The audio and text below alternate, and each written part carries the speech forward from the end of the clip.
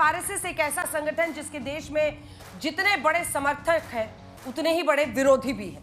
RSS के 100 साल की यात्रा पर आज प्रधानमंत्री नरेंद्र मोदी ने 100 रुपए मूल्य के स्मृति सिक्का और विशेष डाक टिकट जारी किया है। विजयादशमी पर कल आरएसएस की स्थापना के 100 वर्ष पूरे होंगे और कल माना जा रहा है कि मोहन भागवत इस पर अपना संबोधन भी दे सकते हैं, जैसा वो विजयादशमी पर हर साल देते हैं। लेकिन कल 2 अक्टूबर भी है, चर्चा इस बात को भी लेकर है। संघ के 100 साल भी हो रहे हैं। प्रधानमंत्री मोदी ने जहां आजादी से पहले और आजादी से आज तक आरएसएस के कामों को गिनाया, तो वहीं कांग्रेस ने लंबी लंबी एक पोस्ट लिखी है और उस पोस्ट में आरोपों की झड़ी लगाई है। दोहराया है कि आरएसएस ने अंग्रेजों की मदद की थी, आरएसएस देश में बंटवारे की दीवार खड़ी करता है। आज इसी पर चर्चा करेंगे। इससे पहले कि हम चर्चा की शुरुआत करें, ये रिपोर्ट।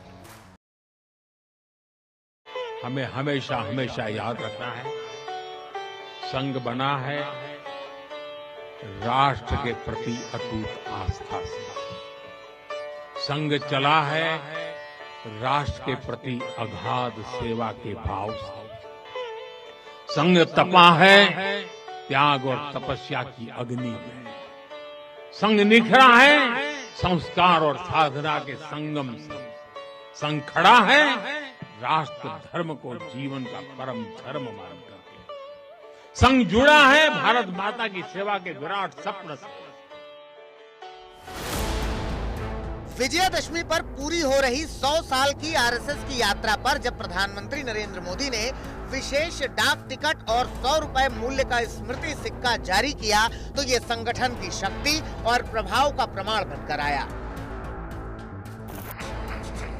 बीते 100 वर्षों में आरएसएस ने सामाजिक चेतना के निम्नतम बिंदु से लेकर आकाश जैसी ऊंचाई के उतार चढ़ाव देखे हैं।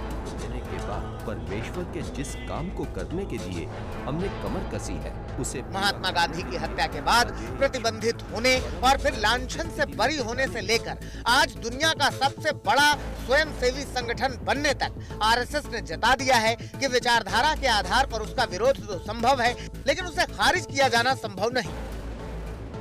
अपनी 15 अगस्त की स्पीच से लेकर डाक टिकट और स्मृति सिक्का जारी करने के इस कार्यक्रम तक प्रधानमंत्री ने आरएसएस के इसी स्वरूप की बात की। आजादी की लड़ाई की कितने ही स्वतंत्रता सेनानियों को संघ संरक्षण देता रहा, उनके साथ कंधे से कंधा मिलाकर काम करता रहा। 1942 में 1942 में जब चिमूर में अंग्रेजों के खिलाफ आंदोलन हुआ, तो उसमें अनेक स्वयंसेवकों को अंग्रेजों के भीषण अत्याचार का सामना करना पड़ा। हमने देखा है कैसे आजादी के बाद भी संघ को कुचलने का प्रयास हुआ, मुख्य धारा में आने देने का और उसे न आने से रोकने का अनगिनत षड्यंत्र हुए। आरएसएस की 100 साल की यात्रा पर दिल्ली में इस विशेष कार्यक्रम में संगठन में नंबर 2 सरकारीवा दत्तात्रेय होसबोले ने कहा कि परिस्थिति कैसी भी रही हो, आरएसएस नहीं रुका, नहीं थका। संघ में हमेशा यही पाठ सिखाया, संघ परिस्थिति निरपेक्ष कार्य संघ का है। परिस्थिति कैसे भी हो, देश का कार्य, समाज का कार्य, किसी कारण से उसको देखकर रुकना, कम करना ऐसे नहीं, हाँ उसके हिसाब से योजना बनानी पड़ती है। 1925 में बने आरएसएस ने चुनौतियों के बावजूद पीछे मुड़कर नहीं देखा, लेकिन समय कैसा भी रहा हो, आरएसएस के विरोधियों ने भी उसे घेरने में कोई कसर नहीं छोड़ी। आरएसएस के 100 वर्ष पर कांग्रेस ने सोशल मीडिया पोस्ट में लिखा है कि आरएसएस देश को बांटने वाला संगठन, आजादी के वक्त जिसके नेता न जेल गए न अंग्रेजों ने लगाया कभी प्रतिबंध। 1942 में अंग्रेजों के खिलाफ शुरू हुए भारत छोड़ो आंदोलन में जब पूरा देश जेल जा रहा था, तब आरएसएस इस आंदोलन को दबाने में अंग्रेजों की मदद कर रहा था। आरएसएस की इस गद्दारी पर एक नारा सबकी जुबान पर था, जो देशभक्त थे वो जंग में गए, जो गद्दार थे वो संघ में गए। लेकिन कांग्रेस या अन्य विरोधी ये भूल रहे हैं कि आरएसएस की प्रेरणा से चलने वाली सरकारों को देश और राज्य समर्थन दे रहे हैं। इस बीच दिल्ली के सरकारी स्कूलों में 1ली से 12वीं तक के बच्चों को आरएसएस पर पाठ पढ़ाने की तैयारी है। बीते रविवार को जेएनयू में भी आरएसएस का पथ संचालन हुआ है।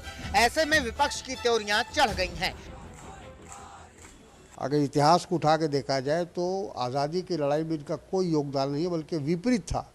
वो अंग्रेज़ों से मिले हुए थे, अंग्रेज़ों का सहयोग कर रहे थे। वैसे तो आरएसएस के कामों का लंबा इतिहास है, लेकिन विपक्ष आरोपों के साथ पूछ रहा है कि आरएसएस ने किया क्या है। ये बताना चाहिए कि जब द्वितीय विश्व युद्ध हुआ तो अंग्रेजों की सेना में भर्ती करने के लिए आरएसएस के लोग हिंदुस्तानियों को प्रेरित कर रहे थे और कह रहे थे अंग्रेजों की सेना में भर्ती हो जाओ, अंग्रेजों का साथ दो। साफ जाहिर है कि आरएसएस को लेकर विपक्ष के तेवर न पहले थमे थे, न आज थमे हैं और न भविष्य में थमेंगे। और यही राजनीति, भारतीय राजनीति का वो विभाजन है जिसे शायद पाटा नहीं जा सकता। आज तक ब्यूरो।